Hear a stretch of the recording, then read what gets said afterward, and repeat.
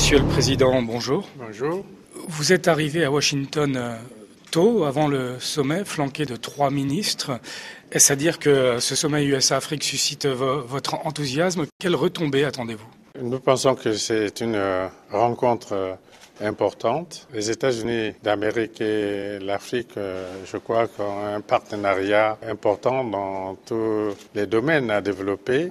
Et il est heureux que le président Obama ait pris l'initiative d'organiser cette rencontre. L'Afrique ne va pas continuer éternellement d'être la cinquième roue du carrosse. Beaucoup d'observateurs pensent qu'au cours de ces siècles, l'Afrique peut connaître une marche en avant. Je pense qu'il est important que la plus grande puissance économique, militaire, technologique même du monde s'intéresse à un continent comme celui-là. Nous allons donc échanger avec le président Obama sur ce thème-là. Si cela débouche sur la définition d'un partenariat gagnant-gagnant, je crois que ce serait un bon message qu'on passerait au monde. La Maison-Blanche et le département d'État l'ont dit à plusieurs reprises.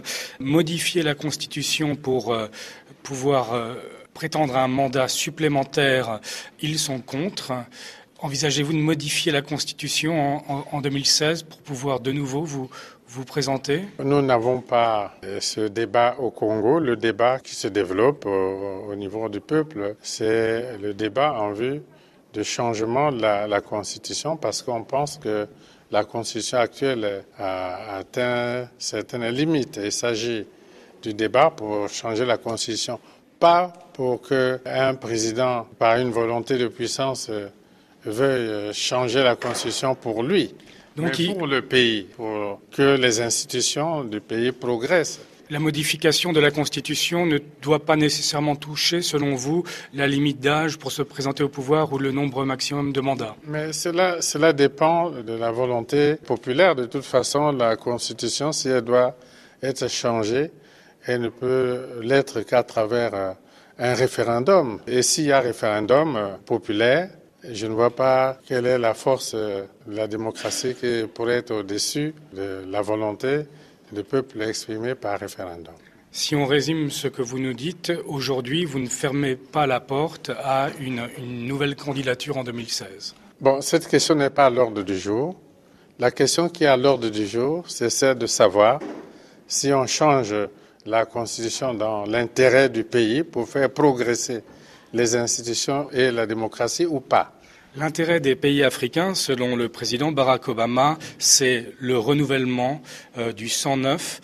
Il a dit devant de jeunes cadres africains, quand un homme ou une femme reste trop longtemps au pouvoir, il ou elle agit surtout pour durer et non pour le bien du pays. Est-ce que vous partagez son analyse? Bon, je n'engage pas une polémique sur cette question-là. Vous savez, en Allemagne, lorsque les Allemands ont voulu d'un troisième mandat pour Mme Merkel à cause de l'efficacité de son travail, le peuple allemand lui a donné un troisième mandat. Et il pourrait encore peut-être lui en donner un quatrième. Vous voyez, le Premier ministre de Luxembourg est resté très longtemps Premier ministre au Luxembourg. Et c'est maintenant seulement qu'il va à la Commission de l'Union européenne.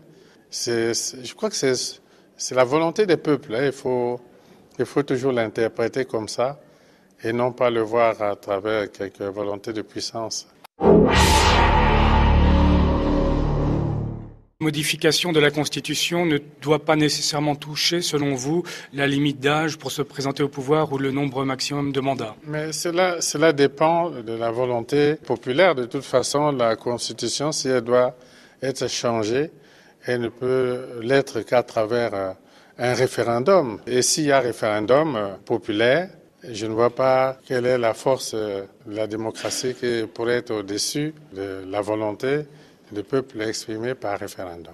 Si on résume ce que vous nous dites, aujourd'hui, vous ne fermez pas la porte à une nouvelle candidature en 2016. Bon, cette question n'est pas à l'ordre du jour. Cinquième roue du carrosse. Beaucoup d'observateurs pensent qu'au cours de ce siècle, l'Afrique peut connaître une marche en avant. Je pense qu'il est important que la plus grande puissance économique, militaire, technologique même du monde s'intéresse à un continent comme celui-là. Nous allons donc échanger avec le président Obama sur ce thème-là. Si cela débouche sur la définition d'un partenariat gagnant-gagnant, je crois que ce serait un bon message qu'on passerait au monde. La Maison-Blanche et le département d'État l'ont dit à plusieurs reprises.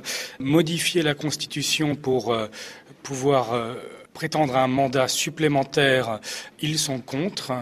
Envisagez-vous de modifier la Constitution en 2016 pour pouvoir de nouveau vous présenter? Nous n'avons pas ce débat au Congo. Le débat qui se développe au niveau du peuple, c'est le débat en vue du changement de la Constitution parce qu'on pense que la Constitution actuelle a atteint certaines limites. Il s'agit du débat pour changer la Constitution, pas pour qu'un président, par une volonté de puissance, veuille changer la Constitution pour lui, mais pour le pays, pour que les institutions du pays progressent.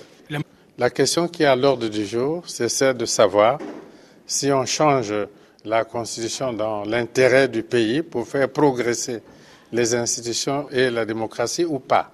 L'intérêt des pays africains, selon le président Barack Obama, c'est le renouvellement du 109. Il a dit devant de jeunes cadres africains, quand un homme ou une femme reste trop longtemps au pouvoir, il ou elle agit surtout pour durer et non pour le bien du pays. Est-ce que vous partagez son analyse? Bon, je n'engage pas une polémique sur cette question-là. Vous savez, en Allemagne...